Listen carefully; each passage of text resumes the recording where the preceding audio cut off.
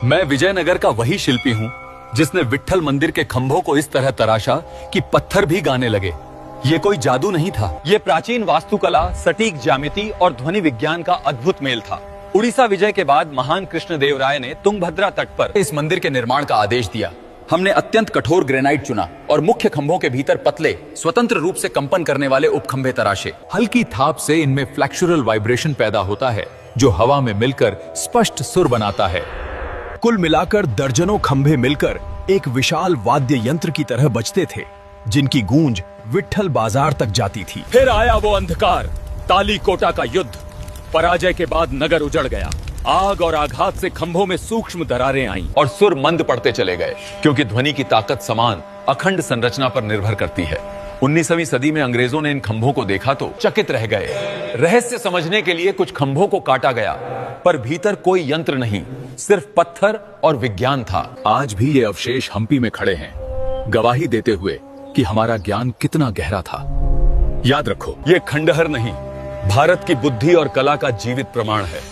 पत्थरों को हल्के से छुओ, आज भी संगीत जाग उठता है। रुको, ये कोई साधारण मंदिर नहीं है, ये राजस्थान के चित्तौड़गढ़ में बना कीर्ति स्तंभ है और ये पत्थरों से बनी एक जिंदा मशीन है। लोग बोले भगवान का घर है, मैंने कहा नहीं, अनजाने में यहाँ विज्ञान खड़ा है। ऐसा विज्ञान जो किताबों से पहले दीवारों में उतरा। मेरे साथी हंसे, बोले धूप में दिमाग जल गया है, पर उन्हें नहीं पता था असली खेल रोशनी में नहीं, अंधेरे में होता है। ध्यान से देखो, ये खिड़की नहीं है, ये दीवार में बना छोटा सा छेद है, एक पिन होल जो रोशनी को काबू करता। रोशनी अपने नियम कभी नहीं तोड़ती, जब इस छेद से गुजरती है तो टकराती नहीं, बस रास्ता बदल लेती है। ऊपर का नीचे चला गया, नीचे का ऊपर आ गया और पूरी बाहरी दुनिया ये अंधेरे कमरे में उल्टी दिखाई देने लगी। बाहर की ऊंची मीनार की छवि यहाँ साफ दिखती है, उल्टी लटकी हुई, बिना कांच, बिना लेंस, सिर्फ पत्थर और गणित। तुम्हारे आधुनिक कैमरे टूट जाएंगे, पर कीर्ति स्तंभ का ये पत्थरों का पिनहोल 600 साल से चल रहा है, आज भी।